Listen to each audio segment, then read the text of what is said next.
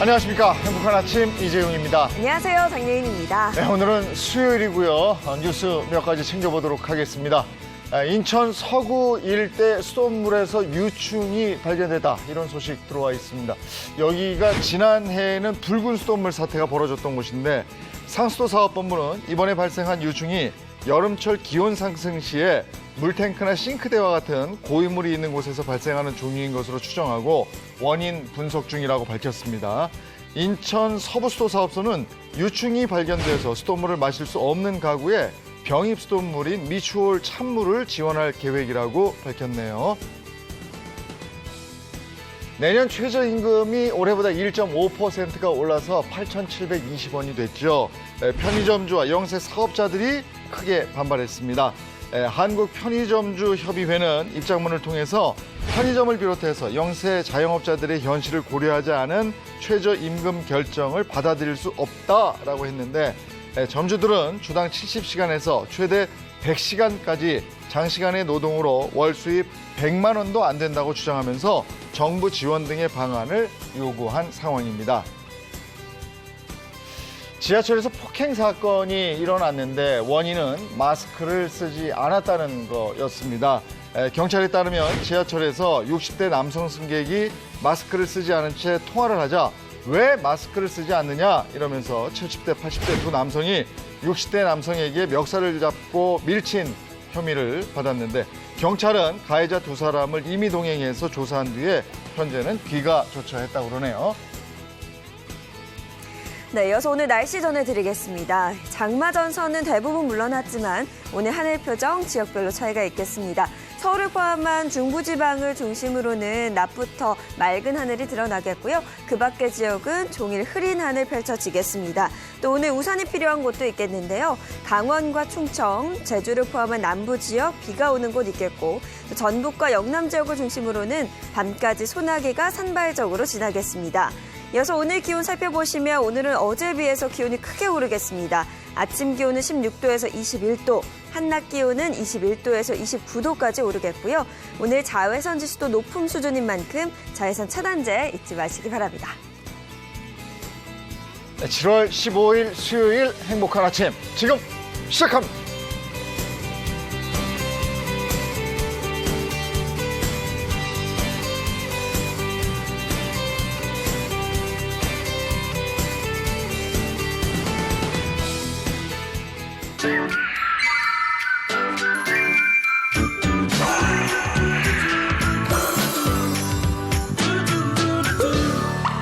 네, 오늘은 한 주간의 핫한 연예계 소식이 있고요. 2020년 상반기의 연예계 결산 2탄 준비되어 있습니다. 그리고 볼만한 영화 소식까지 아울러 알려드리도록 하겠습니다. 네, 오늘 소식 함께할 분들 소개해드리겠습니다. 홍종선 대중문화 전문기자, 최정아 연예전문기자, 또 방송인 김수현 씨 함께합니다. 어서 오세요. 어서 오세요. 안녕하세요. 네, 먼저 한 주간의 핫한 연예계 소식입니다. 김건모 씨 소식이 올라와 있네요. 네, 그렇습니다. 경찰이 가수 김건모 씨가 무고 혐의로 고소를 했던 이 여성을 불기소 의견으로 검찰에 송치를 한 것으로 지난 8일 확인을 했습니다. 고소당한 여성은 지난해 12월에 한 개인 방송 채널을 통해서 2016년도 8월 유흥업소에서 김건모 씨에게 내가 성폭행을 당했다라고 밝히고 김건모 씨를 경찰에 고소를 해서 굉장히 충격을 안겼었죠. 그리고 사흘 후에 김건모 씨는 거짓 미투는 사라져야 한다라면서 명예훼손 및 무고 혐의로 해당 여성을 경찰에 맞고소했습니다. 네, 근데 경찰은 이 김건모 씨의 주장을 인정하지 않았다는 얘기인데 그 이유는 뭔가요? 경찰은 이 김건모 씨가 제출한 반박 증거, 무고다라는 그것에 특별한 증거될 게 없다라고 판단을 했고, 그리고 이 성폭행 수사 혐의를 담당한 여성 청소년과의 수사 자료를 토대로 했다고 밝혔습니다. 말하자면은 김건모 씨가 제출한 반박 증거, 그리고 여성의 진술, 이걸 종합적으로 해서 불기소 의견을 냈습니다. 네, 이런 결과에 김건모 씨 측 입장은 어떤 겁니까? 네, 김건모 씨 측은 경찰이 성폭행 혐의에 대해서 기소 의견을 냈기 때문에 무고죄의 불기소 의견을 낼 수밖에 없었을 것이다 라면서 검찰에서 수사가 계속 진행되고 있는 상황인 만큼 결과는 바뀔 수 있다라는 입장을 밝혔습니다. 알겠습니다. 좀 더 지켜봐야 될 것 같고요. 다음 소식 전해주시죠. 또다시 매니저 갑질 문제가 또 일었어요? 네, 이제 매니저 갑질 문제가 계속해서 터지고 있는데요. 이번엔 배우 신현준 씨입니다. 신현준 씨가 매니저에게 갑질을 했다라는 이 논란이 결국은 법정에서 시시비비를 가리게 됐는데요. 앞서 전 매니저는 신현준 씨로부터 13년 동안 부당 대우를 받았다라면서 신현준 씨와 주고받은 문자 메시지를 공개하며 비체계적 수입 배분이 있었다라고 호소를 했습니다. 신현준 씨 매니저가 주장하는 부당 대우는 어떤 겁니까? 구체적으로 좀 볼까요? 네, 일단 전 매니저분이 1994년부터 신현준 씨를 알게 돼서 13년간 매니저 생활을 했는데요. 언제나 매니저들에게 불만이 많았다고 합니다. 그래서 만족을 위해서 자주 매니저를 바꿔줬는데도 불구하고 이 매니저들이 그만두기 일쑤였다고 전했습니다. 그리고 이 욕설이 담긴 신현준 씨의 문자 메시지를 공개하기도 했고요. 신현준 씨의 모친 시중까지 들어야 했다. 이 모친이 지시하는 사소한 심부름까지 했다라고 주장을 하고 있습니다. 네, 이런 주장에 대해서 신현준 씨 측 입장은 어떤가요? 지난 13일에 입장을 냈는데 내용이 이렇습니다. 이 두 사람, 신현준 씨와 전 매니저가 이게 연예인, 매니저 이런 관계 이전에 두 사람이 친구였다. 20살 때부터 동갑내기 친구여서 말하자면 이 자식아 뭐 이 정도의 호칭은 서로 이제 이 허물없는 관계에서 자연스럽게 이루어진 거다라는 게 이 소속사의 주장이고요. 또 하나 있습니다. 이 어머니의 심부름 이 부분에 대해서도 그거 맞는데 그 전 매니저의 어떤 가족이 아플 때도 신현준 씨도 개인적으로 또 도움을 줬었다. 말하자면 이게 연예인 매니저 관계라면 이러지 않았겠지만 친구였으니까 서로 가족일을 도와준 거다라는 게 소속사의 입장입니다. 네, 현재 전 매니저는 현재 신현준 씨의 매니저를 명예훼손 및 무고죄로 고소를 한 상태인데요. 현재 매니저 역시 그 전 매니저의 폭로에 의해서 맞고소를 한 상황입니다. 네, 그런데 어제였나요? 제가 기사 보다 보니까 신현준 씨가 프로포폴을 불법 투약한 정황이 있다고 뭐 재수사를 요청했다 이런 기사 보이던데요? 네, 맞습니다. 어제 오전에 한 매체는 신현준 씨 전 매니저가 지난 13일에 경찰서 마약과의 신현준이 2010년쯤 프로포폴을 불법 투약한 정황이 있다면서 이를 재수사해달라 이렇게 내용의 고발장을 제출했다고 보도를 했습니다. 고발장에는요. 신현준이 강남구의 한 피부과에서 진료를 받으면서 프로포폴을 과다 투약한 정황으로 2010년 당시 서울중앙지검에서 수사를 받았는데 이후 사건이 어떻게 마무리됐는지 조사를 해달라 이렇게 주장을 한 것으로 전해졌습니다. 여기에 대해서 신현준 씨 측의 입장이 나왔습니까? 네, 굉장히 당황스러워하는 입장이었는데요. 신현준 씨 쪽에서는 허리에 만성 통증이 있었기 때문에 이 부분을 치료하기 위해서 이 병원에 갔었다. 심지어 이 병원은 현재 자신과 이 난타전을 벌이고 있는 이 전 매니저가 소개한 병원에서 받은 치료였다라고 주장을 하고 있는데요.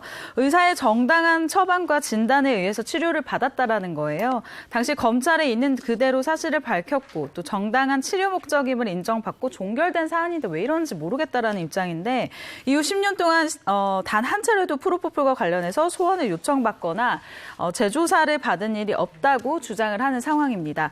명예훼손을 하려 한 이 점에 대해서는 아주 철저하게 법적 대응을 하겠다라고 단호한 입장을 취하고 있습니다. 네, 알겠습니다. 진실 공방 장기전이 예상됩니다. 자, 이렇게 한 주간의 연예 소식 짚어봤고요. 다음은 기획 스타들의 이야기 넘어가 보도록 하겠습니다. 네, 지난주에 했었죠. 2020년 상반기 연예계 결산 1탄이었고요. 오늘 그 2탄입니다. 2탄으로 준비한 얘기 첫 번째 보겠습니다.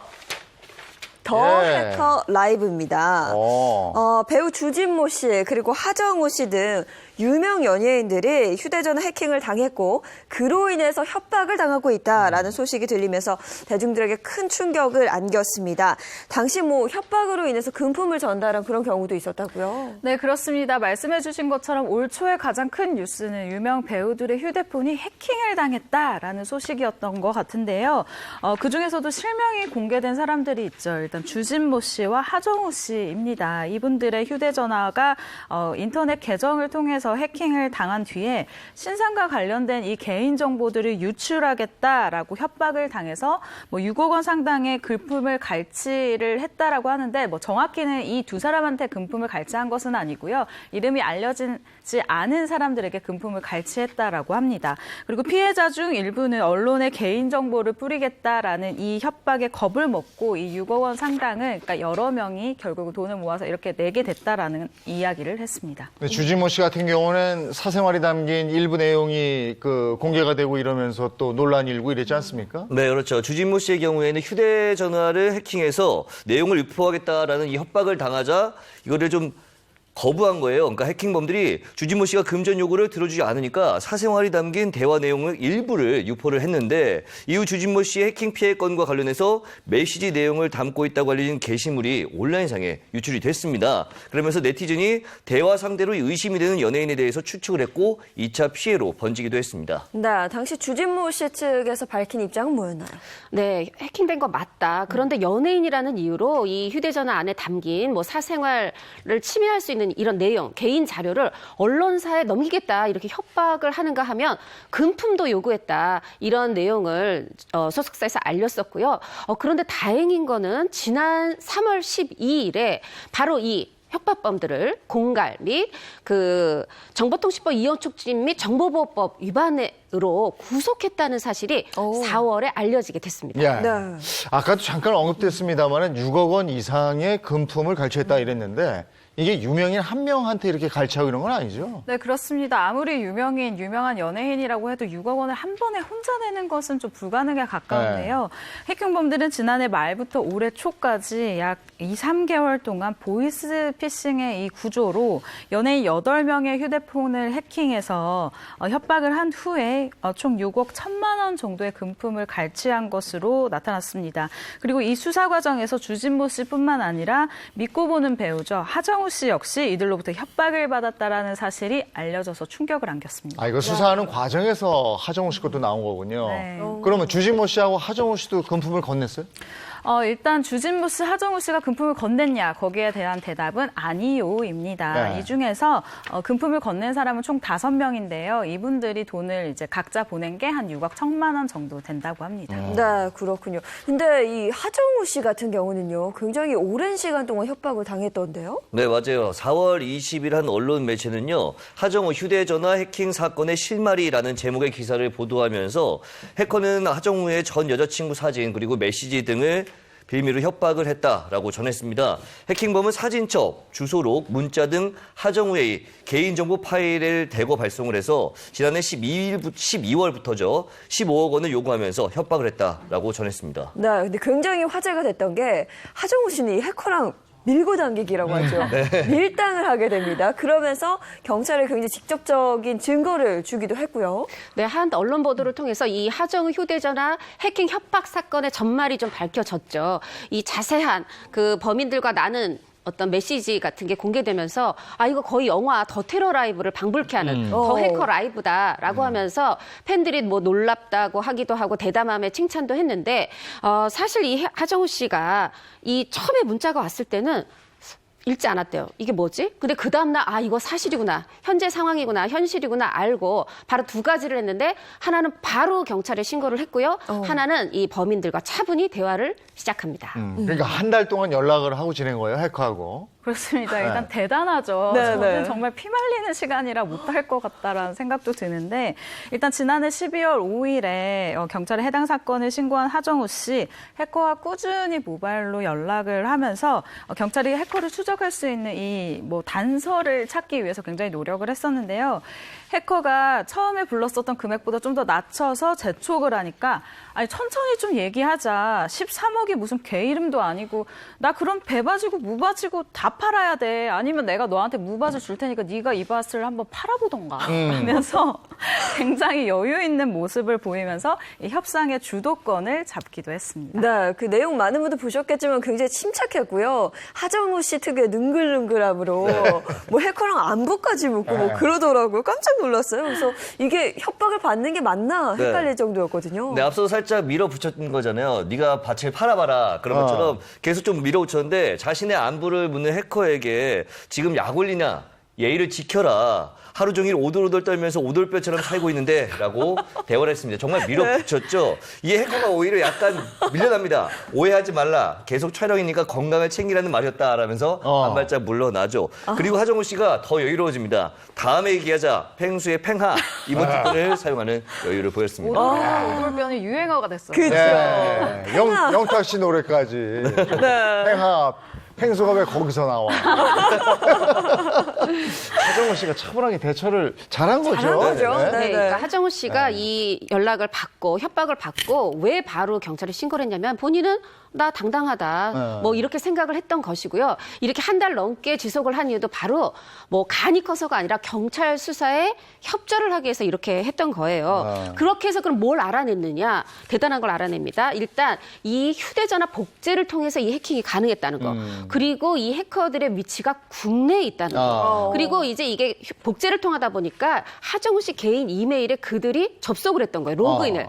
바로 그거를 경찰에 모든 자료를 넘기면서 경찰이 결정적으로 IP 주소를 확보해서 말씀드린 것처럼 지난 3월 12일에 구속하게 됐던 겁니다.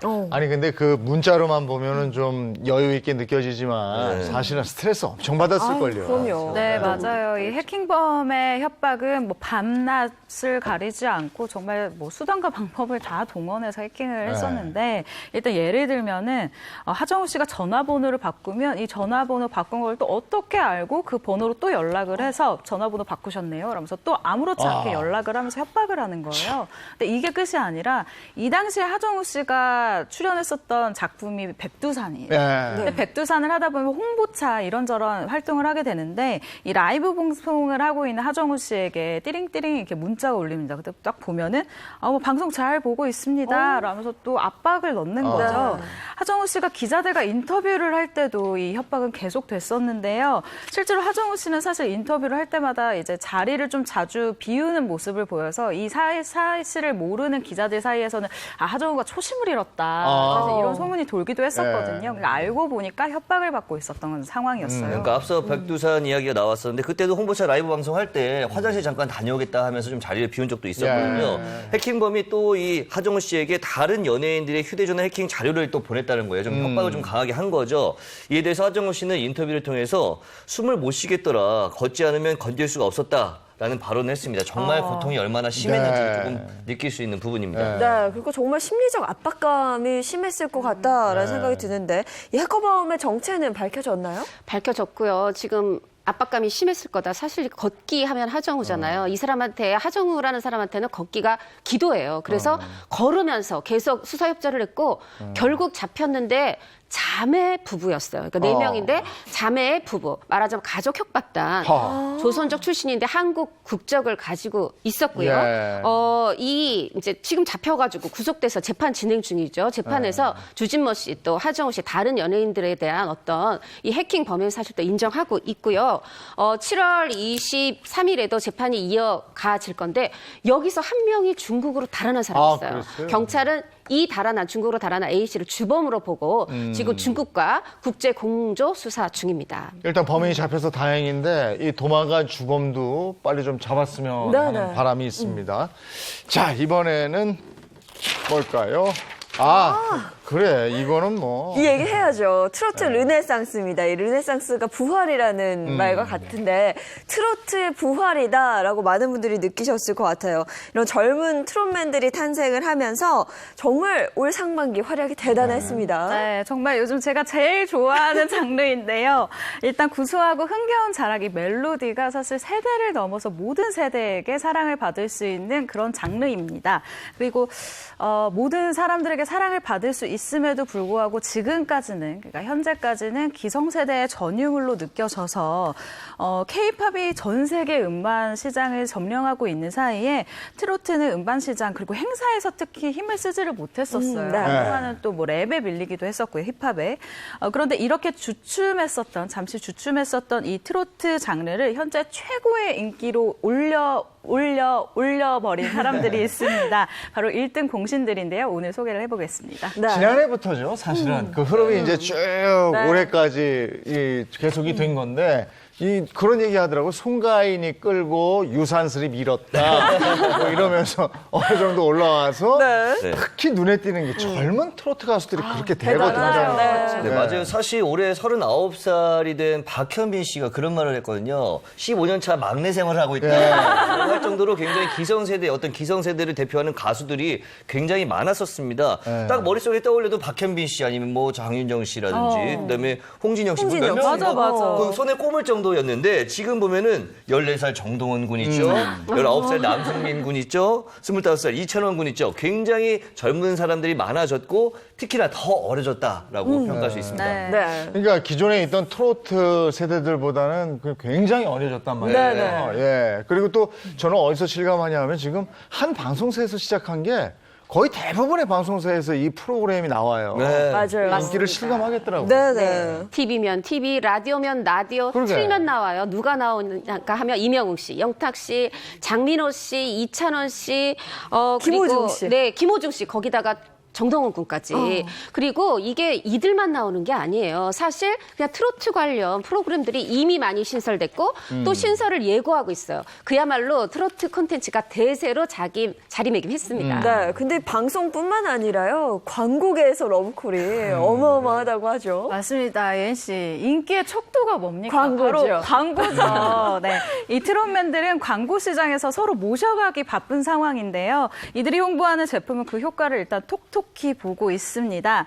이에 너도나도 트롯맨들을 모시기에 바쁜 상황이다라고 이야기를 하고 있는데요. 특히 이명웅 씨 같은 경우는 이미 완판남으로 손꼽히고 있고요. 또 소비 심리가 위축된 이 상황에서도 소비자들의 관심을 한 몸에 받고 있습니다. 근데 뭐 팬들의 요청으로 광고 모델이 되고 이런 경우도 있다면서요. 맞습니다. 바로 이명웅 씨, 정동원 군인데 네. 이명웅 씨가 뭐 지금 뜨고 나서가 아니라 무명일 때부터 잘 마시던 음료가 있어요. 그걸 SNS에도 올리고 이랬는데 팬들이 그 바로 회사에 우리 이명웅 씨, 우리 영웅 오빠 이거 잘 마시는 이 음료 광고 모델 해주세요. 라고 요청을 했고 네. 거기서 또 받아들여서 모델이 됐어요. 이 팬들 가만히 있으니까 자발적 구매 운동으로 그 음료 지금 또 막 사고 있다고 그래요. 예. 그리고 또 한 명 정동원 군 말씀드렸죠. 정동원 군 이름 속에 참치 브랜드 있지 않습니까? 근데 이름만 있는 게 아니라 정동원 군이 또 요 식품을 원래 좋아한다 그래요. 팬들이 또 여기에 우리 동원이 이거 좋아해요. 광고 모델 써주세요 했는데 그 귀여워. 회사에서도 또 당연히 이름도 들어있지만 지금 대중적 사랑을 받고 있잖아요. 네. 하다 보니까 광고 모델로 발탁을 했습니다. 야, 이름이 광고 모델로 이어지는 경우도 있고. 영탁 씨는 이번에 또 2020 브랜드 충성도 대상 받고 막 이랬죠? 네, 맞습니다. 2020 브랜드 충성도 대상은요, 세계 35개국에서 충성도 지수를 발표하고 있는 브랜드 키와 한국 소비자 포럼이 대한민국 브랜드의 이 충성도를 소비자 조사를 통해서 발표하는 국내 최대 규모의 행사입니다. 여기서 영탁 씨가 트로트 부문 대상 수상자로 선정이 됐습니다. 그런데 이 시상식 당일에는 참석하지 못해서 뒤늦게 상패를 전달받았다고 하는데요. 영상으로 한번 보시죠. 되게 기분 좋네요. 고맙습니다. 여러분들 덕분입니다. 우리 팬분들 덕분이에요. 진짜 땡큐 베리 머치. 저 이어서 영탁 씨가 이렇게 네. 말을 했어요. 자필로 항상 처음 같은 마음으로 노래할게요. 내겐 내 사람들이 가장 큰 상 이렇게 굉장히 사랑스럽죠? 네. 네. 그리고 영탁 씨의 광고는요, 영상이 공개되자마자 놀라지 마세요. 이틀 만에 네. 20만 뷰를 넘어섰다고 합니다. 뭐 그야말로 막간 파워를 뽐내고 있는 겁니다. 네. 정말 이렇게 광고 하나하나까지도 이슈를 몰고 다니는 사람들이 됐는데 광고 수익도 어마어마하겠네요. 제가 가장 궁금한 게 이 수익이에요. 제가 네. 행복한 아침에 또 수입 요정 아니겠습니까? 네, 지난 7일 광고업계에 따르면 이 임영웅 씨는 6개월 이 단발 광고에는 1억 8천만 원 정도의 광고 모델료를 받고 있고요. 그리고 3개월. 3개월이 1억 8천이었어요. 6개월이요? 네, 저희가 착각을 할 정도로 너무 많은 금액인데, 그리고 6개월에 2억 3천만 원, 그리고 1년 기준에 3억 5천만 원에서 4억 정도를 받고 있는 그냥 뭐 톱스타급이다라고 네. 이야기를 할 수가 있는데요. 장민호 씨의 또 광고 모델료가 궁금해서 알아봤더니 3개월 기준이 1억 1천만 원입니다. 와, 6개월 기준이 1억 4천만 원이고요. 1년 계약 시에는 2억 6천만 원까지 치솟는다고 하니까 이 트롯맨들의 인기를 알 수 있는 부분입니다. 사실 여기서 끝이 아닌 게 이명웅 씨, 뭐 영탁 씨, 장민호 씨, 정동원 군 등 뭐 다양하게 담당하고 있는 매니지먼트 측에서 말을 하기를 사실 음료나 화장품 이런 것들이 이제 광고를 찍게 되면 3개월에서 6개월 정도 계약을 하거든요. 네. 그러면 같은 업종이 이제 광고는 찍지를 못해요. 네. 그렇기 때문에 좀 덜 들어오는 제한보다는 많이 하지 못하고 있다. 아. 하지만 끊임없이 들어오고 있다라고 하는 거거든요. 네. 야, 그러면 중복했으면 어떡할 뻔했어. 계속 나오는 거죠, 계속. 계속 틀면 나오는 거죠. 아, 정말 이렇게 큰 화제를 몰고 다니는 트롯맨들인데요. 그래서 저희가 한 사람 한 사람 좀 집중 취재를 한번 해보도록 네. 하겠습니다. 첫 번째로 대세 중에 대세요. 임영웅 씨 얘기 좀 한번 해볼까요? 네. 근데 임영웅 씨는 저 데뷔한 다음에도 생활고로 고생 많이 했다고 들었거든요. 맞습니다. 데뷔를 언제 했냐면은 2016년 8월에 네. 미워요라는 이 싱글 앨범을 내면서 가수로 정식 데뷔를 합니다. 아, 나 이제 앨범도 냈고, 놀는 게 아니에요. 스케줄도 들어와요. 그래서 스케줄도 하는데 이게 웬일입니까? 돈을 벌 줄 알았는데 스케줄을 하는데도 마이너스예요. 왜 그러냐면 그냥 스케줄 가는 게 아니라 뭐 차 이동도 해야 되고 의상도 필요하고 비용이 들어가지 않습니까? 하다 보니까 생활고는 계속되고 임영웅 씨 그래도 가수 포기할 수는 없죠. 네. 그래서 가구 공장에 가서 가구도 만들고 편의점 아르바이트도 하고 음식점에서 서빙 아르바이트도 하고 이외에도 뭐 안 해본 거 없다 할 만큼 많은 그 일을 하게 됩니다. 아, 임영웅 씨 데뷔하고 나서 군고구마 장사했다 이 얘기도 들었었거든요. 네, 맞습니다. 모아둔 돈이 떨어져서 생활비를 벌어야 했었던 거예요. 근데 이 방법으로 일단 가수를 하면서도 군고구마 장사를 했었다라고 합니다. 왜 그 많은 장사 중에서도 군고구마였냐라고 물어보니까 일단 고정적인 아르바이트를 하기에는 스케줄이 너무나도 불규칙했었던 거예요. 그렇기 때문에 고구마 장사를 하면서 4년 정도의 이 무명 생활을 견뎠다고 합니다. 근데 제가 굉장히 놀랐던 게 노래를 워낙 잘하니까 오랜 시간 가수만 꿈꿨을 것 같은데 원래 꿈은 축구 선수였다는 얘기를 그래요. 들었어요. 네, 맞아요. 실제로 축구를 굉장히 좋아하고 현재 트로트계의 임메시라고 불린다고 하는데 굉장히 축구를 잘해서 저도 영상 봤거든요. 네. 잘하더라고요. 진짜 잘하더라고요. 아니, 우리 행복한 아침에 나와서 그거 한번 보여줬잖아요. 맞아요. 네, 네. 온 가족이 저도 같이 한번 했었는데 네. 잘하시더라고요. 영상으로 한번 준비했습니다. 다시 한번 보시죠. 왼발잡이라서 레프트 윙 그랬어요. 미리 좀 해봤을 텐데. 괜히 제가 차가지고 아침부터 우리 창피하게. 몰라가지고. 몰랐어요. 왼발잡이가 귀한데 잘 못해가지고 왼발로 하시는 거예요? 아유 구두라. 저랑 비슷한 것 같은데. 다르지. 다르지. 구두라. 아유 저랑 비슷한 것 같은데. 다르지. 바빠서 축구도 잘 안 못했을 해보셔서 거예요. 한 번에서 앞으로 날아갔거든요. 아유, 꼬리 그럼요. 시켰어요, 앞에다가. 예. 왼발이어서 그랬을 거예요. 네. 자, 어쨌거나 정말 요즘 저렇게 막 영상들이 다시 화제가 될 정도로 굉장한 인기를 누리고 있고요. 뿐만 아니라 임영웅 씨 개인 방송 채널의 총 조회수가 2억만 회. 2억만 회가 그것도 넘는다고. 엄청나죠. 아, 놀라지 마십시오. 어제 기준 14일 기준으로 이 구독자 수가 79만 명이에요. 7만 9천도 아니고. 그리고 지금 말씀하신 것처럼 총 조회수가 2억 6,400만 회고요. 그리고 김광석 씨 노래 어느 60대 노부부 이야기 불렀었잖아요. 요 단건, 요 하나만 조회수가 2,100만 건입니다. 정말 뭐 이거 누가 낄 수 있을까 싶게 대단합니다. 야, 그야말로 영웅 시대다 이렇게 얘기할 수 있겠는데, 근데 어머니가 운영하던 미용실 문을 닫았다고 들었어요? 네, 그렇습니다. 임영웅 씨의 팬들 그리고 너튜브의 이 운영자들이 무작정 미용실에 찾아가서 촬영을 하거나 인터뷰 요청을 했었던 거예요. 그래서 마이크를 잡고만 일상생활을 하고 있는 어머니에게 들이대다 보니 심각한 영업 방해를 받았다고 합니다.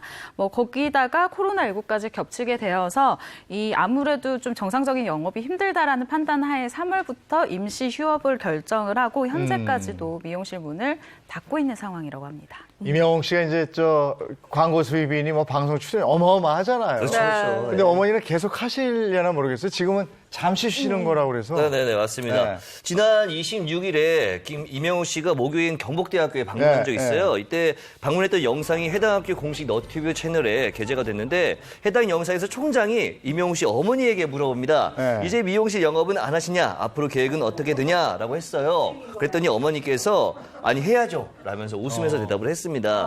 임영웅 씨 같은 경우에는 이렇게 말을 했어요. 너무 많은 분들이 가게에 찾아와 주셨다. 그래서 가게를 이 팬들을 위해서 유지를 하겠다. 하겠다라고 말을 한 거죠. 네. 저는 이 어머님께 정말 박수 드리고 싶고 꼭 지켜주셨으면 하는 게 연예인들, 부모님들, 네. 이 가족들이 자기 생계를 계속 이어갈 때 그 연예인이 오래도록 바른 길을 가요. 네, 이 한 명 스타 됐다고 나도 뭐 도와줄게 그 마음은 좋지만 그렇게 다 같이 가수 한 명, 뭐 배우 한 명 주변에 다 같이 손 놓고 있으면요 이게 도움이 되는 게 아니라 네, 꼭 미용실 다시 열었으면 좋겠습니다. 네, 그리고 최근에 이명웅 씨 또 한 번 화제가 됐던 게요. 트로트계의 왕자로 불리는 신유 씨와 뭐 듀엣으로 뭐 노래를 불렀어요. 맞습니다. 이명웅 씨가 무명 시절부터 나의 롤모델은 신유 선배다 얘기를 했고 전국 노래자랑 가서 최우상 받았던 것도 신유 선배 노래였고 평상시에 연습할 때도 신유 선배의 이 스타일대로 연습을 한다라고 합니다. 이거 선배가 들으면 정말 대단히 뿌듯한 일인데 이번에도 이렇게 방송에서 듀엣으로 노래 부르고 나서 지금 대세 중에 대세 이명웅 씨가 그래도 선배 아닙니까? 영광이었습니다. 이렇게 얘기를 해서 선배의 마음을 뭉클하게 했다고 하네요. 네. 그래서 제가 한번 준비를 해봤는데 이명웅 씨가 얼마나 신유 씨를 좋아하는지 화면으로 함께 확인해 보시죠. 예전에 완전 초창기 때는 네. 거의 뭐 신유 형님을 따라하려고 많이 그 분위기나 이런 걸 좀 비슷하게 가고 싶어서 네. 네. 영상을 엄청 봤거든요. 신유 형님은 그냥 항상 노래할 때 가만히 서가지고 딱 그 포스를 숨기는 그런 포인트를 몇 개 잡은 거예요? 뭐 딱히 비슷하진 않는데 네네. 그냥 뭐 머리 스타일이라든지 옷 입는 스타일이라든지 노래하는 느낌이라든지 이런 걸 좀 비슷하게 하려고 많이 따라했던 것 같아요. 저 인터뷰 내용 들어봐도 신유 씨를 얼마나 좋아했고 롤 모델로 삼는지 알 수 있겠다. 네, 그게 막 느껴져요, 네. 대화에서. 네. 그거 생각났다. 네, 갑자기. 갑자기요? 갑자기? 다음 주, 네. 다음 네. 주가 생각나네. 다음 주? 다음 주? 다음 주 수요일 날. 네. 네. 신유 씨가 나오네. 초대석에 네. 출근 일찍 하겠습니다. 초대석에 신유 씨 나왔어요. 이런저런 얘기 저희하고 많은 얘기 나눌 테니까 네. 그거 기대해 주시기 바랍니다. 네, 저희가 이렇게 예고 잘 안 하거든요. 오실 때도 있어요, 다음 주, 맞아요. 네, 수요일 아침 8시입니다. 신유 씨와 네. 함께하는 저희 초대석 예. 네, 꼭 채널 고정해 주시기 바랍니다. 그래요. 네. 갑자기 생각났네. 자, 그럼 이제 다음으로 좀 넘어가 보겠습니다. 네네. 이번에는 전국을 뒷목 잡게 했던 영탁 씨에 대한 얘기 영탁 좀 씨. 해볼까요? 아니 근데 영탁 씨도 13년 동안인가 무명 시절이 있었다고 들었거든요. 네네네네. 네. 오. 맞습니다. 영탁 씨가 83년생이에요. 그러니까 네. 25살 무렵이었던 2007년도에 노래를 처음 시작을 하게 되는데 그때 데뷔곡이 사랑한다라는 곡이었습니다. 사실 2005년도부터 음악 활동을 시작을 하긴 했는데 제대로 된 이 데뷔 음반이 2007년도라고 이야기를 하거든요. 방송에서도 15년 차 가수입니다라고 많이 강조를 하기도 했었죠. 그런데 트로트 경력은 아직 새내기 수준이에요. 트로트는 데뷔 후인 2016년도에 이제 그 전향을 했다고 합니다. 트로트 시작한 지가 4년 정도 된 거잖아요. 네. 근데 뭐 노래 들어보면 오랫동안 연습을 해서 통달한 사람처럼 들려요. 맞아요. 특히 맞아요. 그 막걸리 한 잔. 쭉 들이키고 싶더라고요.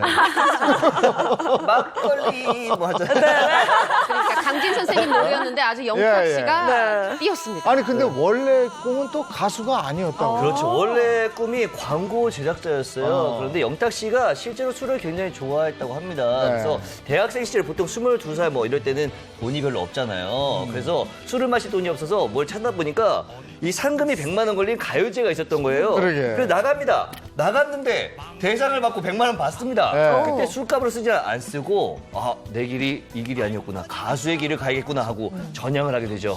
그때 100만 원으로 술 먹었으면 큰일 날 뻔했어요. 막걸리 이거 못 들었죠. 못 들었죠. 네. 그래서 서울에 올라와서 가수 데뷔를 하게 되는데 좀 자세하게 어떻게 데뷔를 하게 되는 거예요? 또 대회에 나가요. 인터넷 방송국에서 이 가요 대회를 열었는데 이때 여기서도 또 대상 받아요. 근데 이때 그 어떤 상금 같은 상품이 뭐였냐 하면은 디지털 이 싱글 앨범을 내주는 거였어요. 그래서 이 대회 나갔던 건 2006년 3월, 1년 뒤인 2007년 3월에 최 기자가 말씀하신 것처럼 사랑한다 이 앨범을 내고 시작하는데 요거 트로트 아니고 발라드 가수로서의 시작이었습니다. 네, 워낙 실력이 있다 보니까 가요제 나가기만 하면 1등이었던 네. 영탁 씨인데요. 네. 근데 영탁 씨가 무명 생활이 13년 굉장히 길었고 그러면서 생활고 때문에 가요계를 뭐 떠나기도 했었다고요? 네, 맞습니다. 이게 포기하려고 하고 하는 순간이 한 번쯤은 있었던 것 같은데요. 이 영탁 씨 같은 경우는 2014년도에 박지라는 이 발라드 그룹으로 활동을 했던 때였어요. 수입이 전혀 없었다고 합니다. 전혀. 그래서 한 인터뷰에서 영탁 씨가 그때 이렇게 이야기를 하는데 음악을 너무 사랑하지만 생활이 여의치가 않으니까 현실적인 대안을 찾게 됐다라고 하면서 30대 중반쯤에 가수를 그만두려고 했었다라고 회상을 네. 하기도 했습니다. 영탁 씨는 가수를 한답시고 이제 서울에 올라왔는데 생활비가 없어서 정말 이런저런 일들을 많이 겪고 많이 하기도 했었다고 해요. 사실 13년 동안 그렇게 고생했으면 포기할 만도 한데 네, 끝까지 한 우물을 파서 지금 영탁이 된 건데. 네. 그렇죠, 네. 그렇죠. 그 저 가수 그냥 다른 거 하다가 트로트로 전향하게 된 결정적인 계기가 뭐가 있나요? 그 영탁 씨가 작사, 작곡을 같이 하는 싱어송라이터인데요. 가수 활동을 좀 쉬던 중에 트로트를 작곡할 일이 있었다고 해요. 그런데 해봤더니 재미가 있었던 거죠. 네. 확실하게 전환점이 된 게 영탁 씨가 2016년에 누나가 딱이야라는 트로트곡을 발표를 하게 되는데 당시 트로트곡을 발표하면서 전국적으로 행사를 많이 다녔습니다. 근데 앞서 말씀을 했지만 수입이 전혀 없었어요. 발라드 가수로서는. 근데 트로트 가수로 전향하고 나서 돈이 쭉쭉 이제 좀 들어오는 게 조금씩 보이는 거죠. 네. 거기다가 이제 힘을 입어서 2018년에 누구나 다 아는 그 노래 바로 네가 왜 거기서 나와가 나옵니다. 예, 이러면서 맞습니다. 굉장히 큰 관심을 받죠. 네, 실제 영탁 씨의 최애곡은 누나가 딱이야라고 합니다. 그 누나가 저였으면 좋겠네요. 그 노래가 없었다면 영탁, 오늘의 영탁도 없었을 것이다라고 이야기를 하는데요. 이 노래가 알고 보면 소속사 대표님이 작사, 작곡을 해준 곡이래요. 그렇기 때문에 영탁 씨에게도 좀 의미가 남다른 아주 특별한 곡으로 기억이 된다고 합니다. 아, 누나가 딱이야. 저도 어떻게 누나 안 될까요? 누나 동생 아니신가요? 누나가 하고 싶네요. 그리고 사실 영탁 씨 굉장한 반응이 일었던 곡이었어요. 네가 왜 거기서 나와? 정말 너나 할 것 없이 좋아하는데 네. 이 노래가 가슴 아픈 게 또 실화를 바탕으로 만들어졌다고요. 맞아요. 참 이게 믿기지 않는 게 사실 제 고등학교 친구를 제가 알아요. 영탁 씨 고등학교 친구. 예. 그때부터 노래도 잘하고 춤도 잘 추고 작사 작곡 그때도 그렇게 기타 들고 작사 작곡을 했다 그래요. 그리고 이제 막 소풍 같은 거 가면 인기 최고인 그런 남학생. 예. 그런 남학생인데 왜 이런 실화가 있었을까? 무슨 실화냐 하면 여자친구가 어느 날 전화를 합니다. 나 일찍 잘게. 그래 일찍 자. 했는데 영탁 씨가 사당동 길거리를 걷고 있어요. 그런데 사당동 술집에서 여자친구가 나옵니다. 네가 왜 거기서 나와? 정말 막 뒷목 잡는 거죠. 근데 영탁 씨가 이렇게 생활에서 자기 실화를 바탕으로 작사했고 작곡했기 때문에 더 많은 팬들의 공감을 얻은 게 아닌가 싶어요. 네. 그러니까 그 내용이 공감이 가는 거야. 네가 왜 거기서 나오냐는 거지. 잔다 그러더니. 그다음에 또 있잖아요. 네. 찐이야. 찐이야 좋죠. 이게 잘 찐이야. 찐. 이거 중독성이었어 이거. 제가 약간 찐이야. 아, 이게 진짜 영탁 씨한테 너무 잘 어울리는 곡이죠. 찐이야. 저도 정말 좋아하는데요. 네. 지금 노래 들으시겠지만 굉장히 흥이 나고요. 그리고 또 회식 자리나 친구들과 그럼. 노래방 갔을 때 네. 그렇게 인기가 많다 그래요. 맞아요. 찐이야. 근데 또 얼마 전에 제가 정말 깜짝 놀랐던 게 영탁이 왜 뉴욕에서 나와 또 이 얘기가 있었어요. 네가 왜 거기서 나왔지? 네. 왜 뉴욕에서 나왔지? 나와? 네. 지금 네. 화면 보이시죠? 뉴욕의 타임스퀘어에 영탁 씨의 얼굴 떡하니 올라왔습니다. 맞아요. 영탁 씨가 지금 영상에서 보다시피 뉴욕 타임스퀘어 전광판에 깜짝 등장을 했습니다. 저 빨간 트롯 옷을 입고요. 여기가 어떻게 된 일이냐?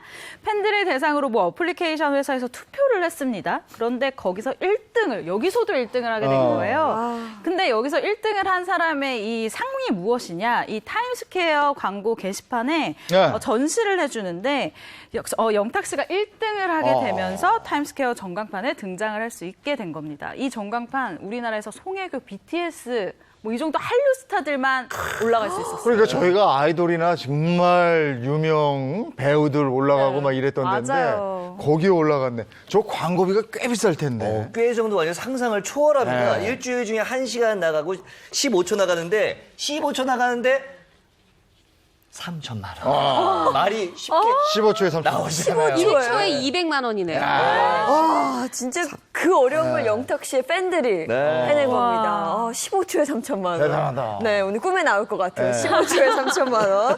그리고 사실 영탁 씨는 인성 좋기로 또 굉장히 유명합니다. 또 그렇게 효자라고요. 네, 아니 주변 동료 그렇게 잘 챙기는데 가족 챙기지 않겠습니까? 당연한데 효심이 깊어요. 2018년에 아버지가 뇌경색으로 쓰러지십니다. 마음은 뭐든지 다 해드리고 싶은데 돈이 부족한 거예요. 그래도 그동안 벌었던 돈, 그래도 차곡차곡 모았던 돈 다 모아서 털어서 이 아버님 그 병원비 됐고요. 지금 좀 잘 되고 있잖아요. 아버님 병원비 마음껏 해드리고 싶은 거 다 해드릴 수 있어서 좋다. 이렇게 얘기하고 있습니다. 아유, 좋네. 예. 자, 다음 가수 한번 볼게요. 트로트계의 BTS라고 불리는 장민호 씨 얘기인데, 야, 장민호 씨는 무명 생활이 24년이에요. 네, 맞아요. 중년 여성들의 BTS. 사슴 같은 맑은 눈망울 그리고 단정한 비주얼로 어머님들의 마음을 뒤흔들고 있는 트로트 신사 장민호 씨가 무려 24년의 무명 생활을 보냈다고 합니다. 장민호 씨가 1997년에 6월입니다. 아이돌 댄스 그룹 유비스의 리드 보컬로 데뷔를 하게 되는데요. 당시 유비스가 차이나풍의 멜로디에 독특한 정글 리듬을 가미한 별의 전설이라는 곡으로 나름 마니아층이 있긴 했었어요. 네. 크게 유명하진 않았어도. 네, 근데 그렇게 무명 생활을 오래 한 걸 보면 결국에 이 그룹 유비스가 해체를 했다는 거네요. 네, 정확합니다. 일단 절치부심해서 이 2집까지 만들기는 했는데 결국은 발표까지 했지만 1997년 11월에 IMF 외환위기를 겪으면서 이 팀이 해체를 하게 됩니다. 이렇게 해체하고 장민호 씨가 수영 강사했다면서요. 네. 아니, 이명웅 씨 5년 차, 영탁 씨 15년 차, 근데 장민호 씨 25년 차예요. 이 무명 생활이 긴 만큼 정말 안 해본 게 없겠죠. 그런데 이 장민호 씨가 초등학교 시절에 수영 선수로 활약을 했었다고 해요. 이 재능을, 특기를 살려서 수영센터 강사로 취직을 하게 되는데 처음에는 이제 저녁반 강사를 시킨다고 해요. 그런데 소문이 납니다. 와, 그 잘생긴 수영 강사가 들어왔대. 이러면서 우리 오전반 다니시는 어머님들, 이 어머님들이 수영센터에서 아주 주축이거든요. 네. 우리도 잘생긴 수영 강사님한테 배울래요? 해가지고 입사 2달 만에 오전반으로 입성하게 됐다고 합니다. 네, 어머님들 눈물을 많이 흘리셨을 것 같아요. 가요계로 다시 돌아오게 되죠. 맞습니다. 장민호 씨가 사실 31살에 군대를 갔다 와서도 계속해서 음악을 할 생각은 사실은 없었다라고 이야기를 합니다. 그런데 당시 장민호 씨가 중국어를 잘해서 아랍항공사 스튜어드 준비로 이제 6, 7개월 정도 공부를 했었대요. 근데 네. 지금 생각해보면 스튜어드도 굉장히 잘 네. 어울릴 잘 것 어울려요. 같은데 네. 이때 마침 운명같이 현 소속사의 러브콜을 받아서 2011년도부터 내가 그렇게 좋아하던 노래를 다시 시작하게 됐다고 합니다. 근데 2011년부터 시작했는데 2020년 올해 이제 인기를 얻게 되잖아요. 네. 그럼 또다시 9년 동안 그냥 그러고 있었던 거네. 네, 그렇죠. 2011년에 트로트 가수로 전향한 장민호 씨가 그때 사랑의 누나라는 곡으로 돌아오는데 잘 되지는 않았습니다. 그러던 2013년 5월 두 번째 트로트 앨범을 발표를 하고 이때도 사실 잘 안 풀렸었는데 그래서 장민호 씨가 좀 머리를 쓰기 시작합니다. 전략을 세워서 자신의 이름을 알릴 수 있는 곳, 어머니들이 많고 노래를 부를 수 있는 바로 그곳 주부 노래 교실을 찾아다니는데 2014년부터 2015년 3월까지 정말 전국 방방 곳곳에 있는 주부 노래 교실에 직접 방문해서 노래를 불렀다고 합니다. 네, 가수는 노래 제목대로 된다 그러잖아요. 장민호 씨 노래 중에 역전 인생. 정말 역전 인생을 그야말로 장민호 씨가 보여줬습니다. 3남매 중에 막내라고 알고 있는데 부모님은 얼마나 좋으셨을까요?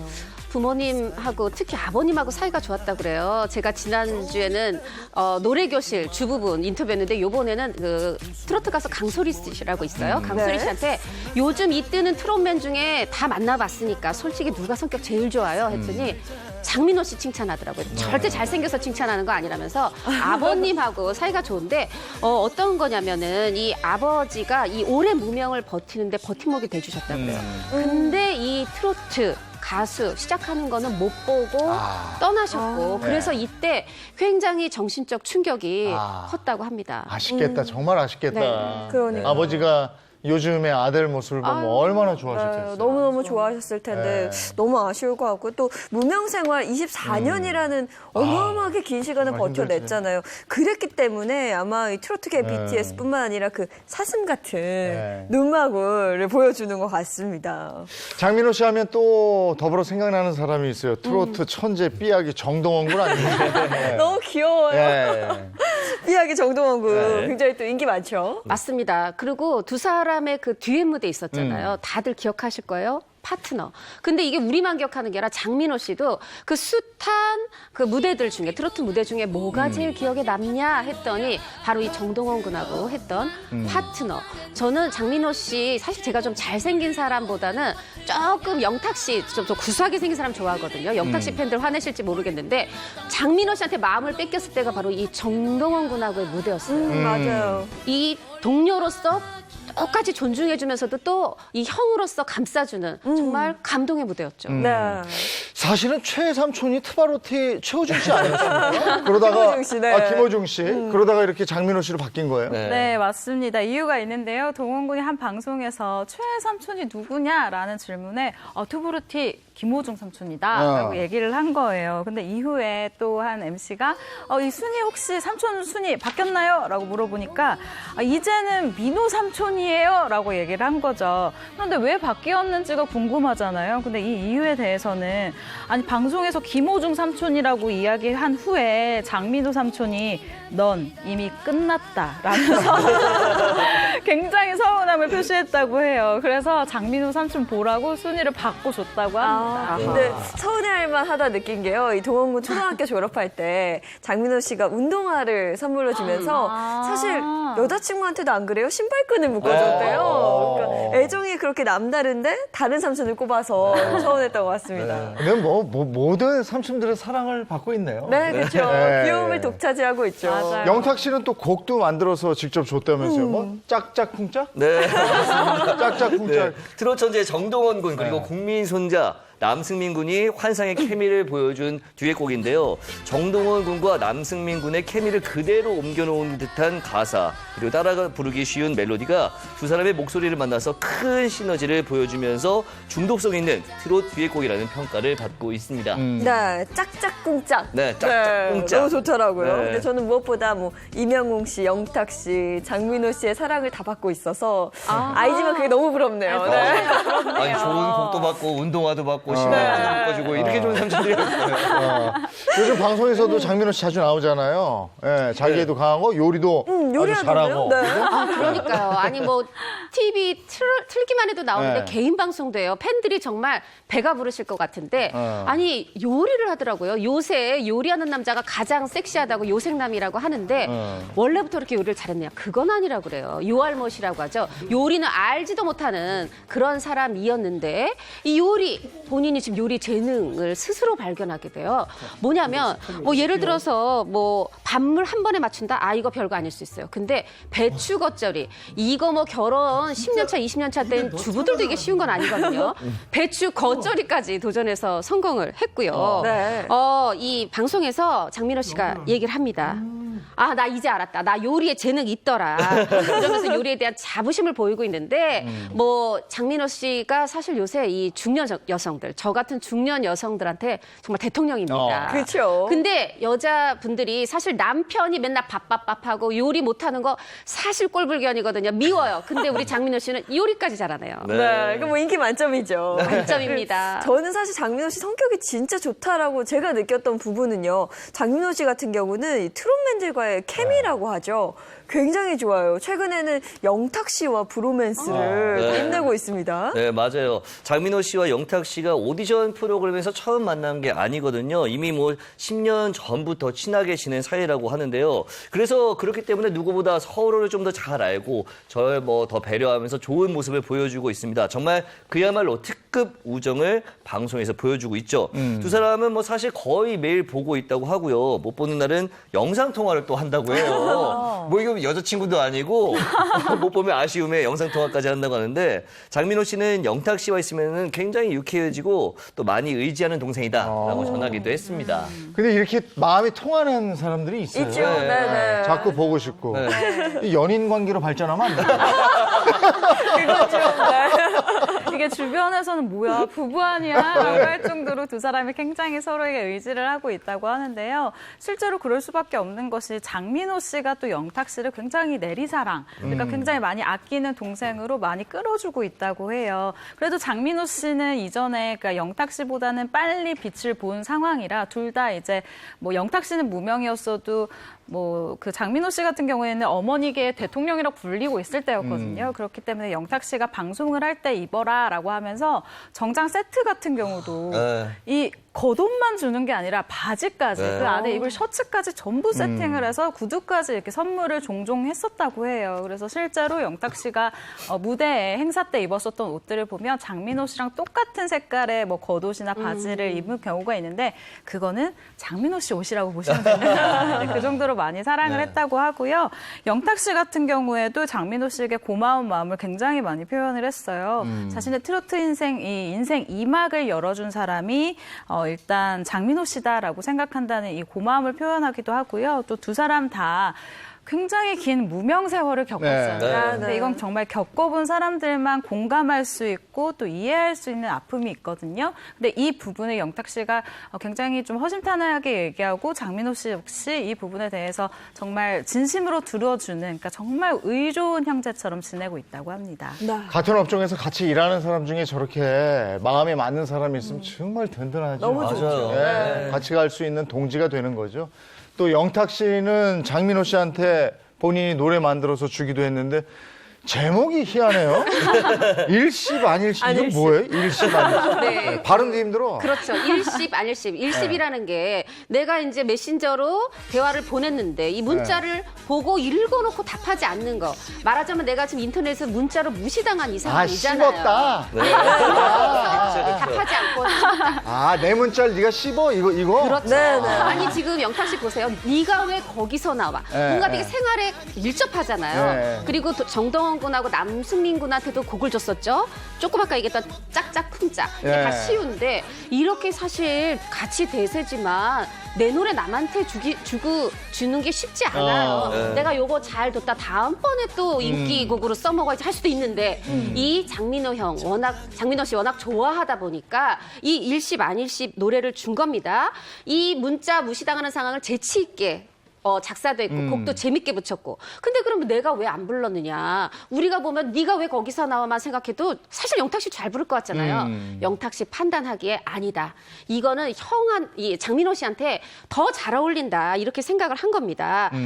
그래서 딱 맞아떨어진다고 곡을 주게 됐는데 야 장민호 씨도 받자마자 이게 내 노래라는 걸 입증했어요. 왜 그랬냐 하면 이 노래 딱 녹음을 했는데 3번 만에 딱 녹음이 끝났다는 거예요. 말하자면 이거 나한테 정말 잘 맞지? 네. 하고 영탁 씨한테 또 뿌듯하게 보여준 거죠.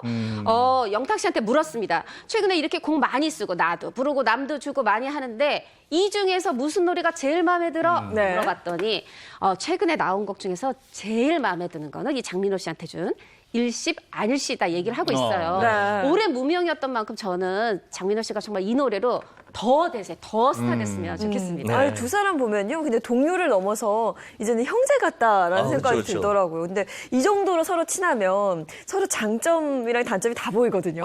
네. 그렇죠. 두 사람이 특히나 같이 예능에 나오면은 티격태격한 완벽한 케미를 보여주고 있어요. 그러면서 꽉 찬 웃음을 주고 있는데 최근에 두 사람이 예능에 동반 출연해서 서로의 단점을 또 거침없이 폭로하기도 했습니다. 영탁 씨가 장민호 씨한테 젠틀한 모습에 가려진 화가 많으신 분이라고 말을 했어요. 그랬더니 장민호 씨가 이런 자극적인 말을 들으면 화가 난다라고 응수하면서 영탁이 에너지가 넘쳐서 고막 밸런스를 맞추려면 왼쪽에 한 번, 오른쪽에 한 번 번갈아 가면서 앉아야 된다. 그러니까 시끄럽다는 얘기죠.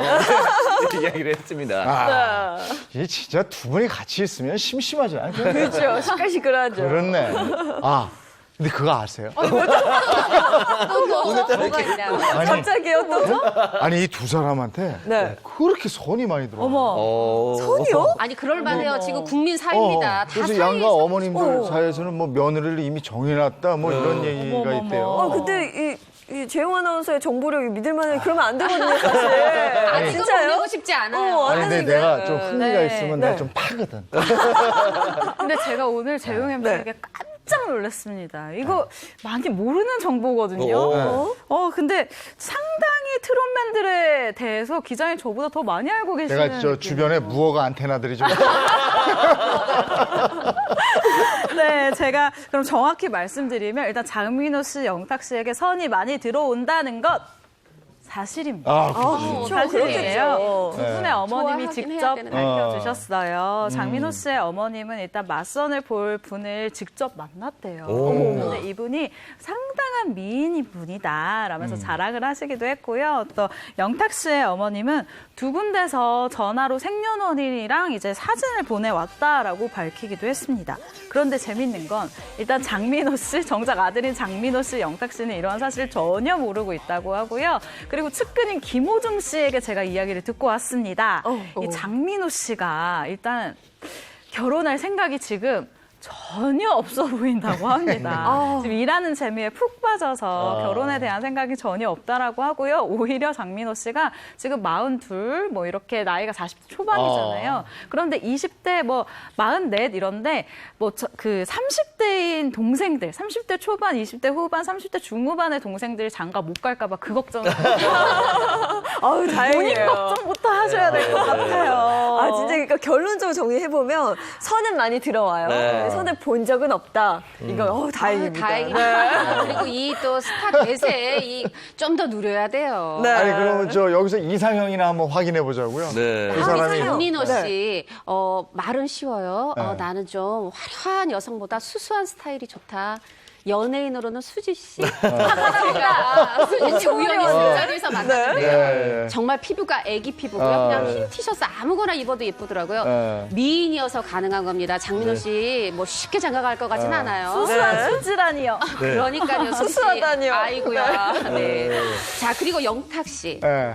어려워요. 조건이 많아. 자신감 있게 자신의 일에 임하고 긍정적이고 진취적이며 뭐야? 좋은 에너지를 교감할 수 있는 여성이면 좋겠고 네. 거기다 끝나지 않았습니다. 외모 선하게 착하게 생겼으면 좋겠다. 이런 여성분 보신 분 이거 어르신들이 하는 얘기인데 까다롭네요. 까다롭네. 영탁 씨도 곧 안 갈 것 같아서 안심입니다. 네. 그러면 임영웅 씨는 이명웅 씨는 두 분에 비해서 깔끔해요. 네. 웃는 모습이 이쁜 사람이 좋다. 깔끔하죠? 아, 오늘부터 거울 보고 연습하겠어요. 지금 다들 거울 앞에 가서 웃고 계실 거예요. 예. 아이고. 근데 이게 웃는 모습이 예쁘려면 네. 얼굴만 예뻐서 되는 게 아니잖아요. 네. 마음도 예뻐야 되고 살아온 행실도 또 예뻐야 돼요. 이게 맞아. 많은 게 함축되어 있는 이상형이네요. 우리 간 김에 저 삐약이 동원군도 한번 네, 가볼까요? 너무 어린 친구지만 딱 한마디로 정리했어요. 네. 손예진. 이 친구가 아직 세상을 모르네. 손예진. 제가 봤을 때 첫사랑. 삼촌들의 어떤 세상을 의견을 몰라. 듣지 않았을까. 그러게. 삼촌 중에 누가 손예진을 굉장히 좋아했기 때문에 하지 않았을까 하는. 국민 첫사랑 손예진 네. 씨의 이 미모 흔치 않습니다. 너무 눈이 높네요. 네. 자, 이렇게 해서 우리 트로트 스타들의 그 이상형까지 한번 쭉 알아봤습니다. 2020년 상반기 연예계 결산 2탄 요쯤 하겠습니다. 고맙습니다. 네, 예. 고맙습니다. 네, 이어서 이번 주 극장가를 뜨겁게 달구고 있는 영화 소식입니다. 박스오피스 순위 보시면 5위는 다크나이트 라이즈, 4위는 오너드 단 하루의 기적, 3위 결백, 2위는 밤쉘 세상을 바꾼 폭탄 선언이고요. 대망의 1위 살아있답니다. 네, 문화 소식 전해드리겠습니다. 배우 김서지 씨입니다. 어서 오세요. 안녕하세요. 네, 반갑습니다. 오늘 영화 소개가 굉장히 기대가 되는데요. 엄청난 작품을 또 들고 오셨다고요? 네, 제가 개인적으로 가장 기대를 했었던 작품입니다. 그가 돌아왔습니다. 그가 돌아왔어요. 바로 배우 강동원 씨가 주연을 맡은 영화 방도인데요. 일단 이 영화 같은 경우는 압도적인 예매율과 해외 185개국의 선판매 기록을 세우면서 세계적으로 이목을 집중시켰습니다. 제가 어제 강동원 씨를 만나고 왔습니다. 인터뷰를 하고 왔는데요. 일단 영화에 대한 자신감이 엄청납니다. 아니 개봉 전부터 정말 대단하네요. 영화 반도 이게 어떤 영화예요? 네, 영화 반도는 부산행에서 4년이 흐른 뒤 폐허가 된 땅에 남겨진 자들이 벌이는 최후의 사투를 그린 액션 블록버스터 영화입니다. 배우 강동원 씨와 이정현 씨를 비롯해서 권혜요 씨, 김민재 씨 등이 출연했다고 합니다. 네, 반도가 2016년 1,000만 관객을 동원했을 뿐만 아니라 전 세계에서 화제를 일으킨 부산행의 속편이라고 소개가 되고 있는데 사실 엄밀히 따지면 속편이라기보다는 좀 세계관을 공유하는 영화다라고 볼 수 있다고 합니다. 네, 근데 이 영화가 칸 영화제 초청작에 선정이 되기도 했다고요. 네, 그렇습니다. 올해 칸 영화제 같은 경우는 코로나19 때문에 개최 자체는 무산이 됐지만 일단 초청작 리스트는 발표를 하면서 그 건의를 이어나가고 있는데요. 그 리스트에는 영화 반도가 있습니다. 강동원 씨는 이번 인터뷰에서 칸 영화제 관계자로부터 영화를 굉장히 잘 봤다라는 내용의 메일까지 받았다라고 이제 자부심을 나타냈는데 오늘 개봉하니까 많은 관심 부탁드립니다. 네. 칸이 선택한 영화 네. 기대가 됩니다. 네. 다음 영화는 어떤 겁니까? 네, 이번에 소개해드릴 영화는요. 배우 정우성, 곽도원, 유연석 씨의 출연으로 화제가 된 영화죠.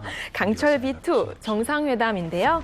남북미 정상회담 중에 북의 쿠데타로 새 정상이 북의 핵잠수함에 납치된 후 벌어지는 전쟁 직전의 위기 상황을 그리는 영화입니다. 네, 저도 영화 강철비 봤는데요. 네. 강철비에서의 캐릭터가 강철비2로 연결되는 게 아니라 바뀌었다고요? 네, 전혀 싹 바뀌었습니다. 정우성 씨가 강철비에서는 북 최정예 요원 역을 맡아서 고난도 액션을 선보였던 것과 달리 이 강철비 2에서는 한반도의 평화 문제를 고민하는 대한민국의 대통령 역할을 맡았고요. 강철비에서 각국 주요 관료들과 긴밀하게 내통하는 이 남 외교관 보수석 역할을 맡았던 이 곽도원 씨 같은 경우에는 강철비 2에서 쿠데타를 일으켜서 남북미 정상을 북 핵잠수함에 억류하는 북한 호위 총국장 역할을 맡았다고 합니다. 그리고 유연석 씨가 북한 위원장 역을 맡았다고 해요. 정우성 씨, 곽도원 씨, 강철비에 이어서 3년 만에 지금 호흡을 맞추게 되네요. 네, 맞습니다. 이 3년 만에 만난 느낌 굉장히 궁금한데요. 정우성 씨 굉장히 재치가 있는 성격이잖아요. 이렇게 이야기를 합니다. 뭐 그냥 그렇다. 이에 곽도원 씨 또 지지 않죠. 뭐 우리는 일로 만난 사이다, 비즈니스 관계다라고 아주 쿨하게 이야기를 했어요. 네. 그래서 덕분에 인터뷰 현장에 아주 웃음바다가 된 그런 상황이 있었습니다. 이게 또 친하지 않으면 이런 얘기 못 하거든요. 그렇죠. 네, 친하니까 할 수 있었던 얘기 같고요. 사실 두 사람은 작품으로서 인연을 맺은 지 좀 오래됐어요. 네. 네, 그렇죠. 2016년 개봉한 영화죠. 영화 아수라에서 이미 첫 호흡을 맞췄었다고 합니다. 영화 아수라는 강력계 형사가 이권과 성공을 위해 각종 범죄를 저지르는 악덕 시장의 뒷일을 처리해주는 대가로 돈을 받는데요. 이렇게 악에 계속 노출되는 사이에 말기암 환자인 아내의 병원비를 핑계로 돈 되는 건 뭐든지 하는 악인의 길로 들어서게 된 내용을 그린 영화입니다. 네, 당시 영화 아수라 같은 경우에는 정우성, 그리고 황정민, 주지훈, 곽도원 씨 등 이 화려한 캐스팅으로 제작 전부터 큰 기대를 모았던 영화인데요. 당시에 곽도원 씨 열연, 대단했죠. 뜨거운 호평이 이어졌고 특히나 곽도원 표 악인은 달랐다라는 굉장히 극찬을 받게 됐죠. 네. 글쎄, 첫 호흡은 영화 아수라일지 몰라도 첫 같이 출연한 영화는 그게 아닐걸요? 오늘 재용 MC님 오늘 대단하시네요. 연예부 기자인 저보다 정보력이 더 좋으신데. 내 무허가 안테나들이. 또 열심히 하시네요. 네, 네. 대단하십니다. 네. 네, 일단 송강호, 이병헌 그리고 정우성 주연의 2008년 개봉작이 있죠. 놈놈놈. 이 영화에서 정우성 씨와 곽도원 씨가 첫 만남을 했었다라는 거. 그래요? 잘 모르시는 분들이 많을 거예요. 일단 정우성 씨 말 타는 아주 멋있는 모습으로 주연이었었고요. 네. 곽도원 씨는 귀사장 패거리라는 단역이었어요. 심지어 곽도원 씨는 대사도 있었기 때문에 현장에 나갈 때 당연히 내 분량이 있겠지라고 주변에 자랑을 그렇게 했는데 네. 결국 등판만 나와. 그랬대요? 아쉽네요. 그 당시에도 사실 정우성 씨는 톱스타였잖아요. 네. 근데 이제는 함께 주연을 맡으면서 어깨를 나란히 하는 거네요. 그렇죠. 네. 두 사람이 또 동갑내기 친구이기도 하는데요. 정우성 씨가 좀 장난이 많잖아요. 그런 농담을 했어요. 곽도원 예전에 눈에 보이지도 않았어. 야, 어쨌든 또 쟁쟁한 영화들 막 나오네요. 네. 예, 기대가 됩니다. 예, 고맙습니다. 고맙습니다. 어젯밤에는 또 오늘 새벽도 그렇고 이 바람 부는 걸 보니까 초가을 같던데. 네네. 근데 요거 끝나면 또 더위 시작될 거라고. 네, 맞습니다. 오늘 낮부터 날은 다시 더워진다고 네. 해요. 이럴 때일수록 건강관리 잘 하시고요. 저희는 내일 아침 8시 더욱 알찬 내용으로 돌아오겠습니다. 행복한 아침, 행복한 하루 되십시오. 고맙습니다. 고맙습니다.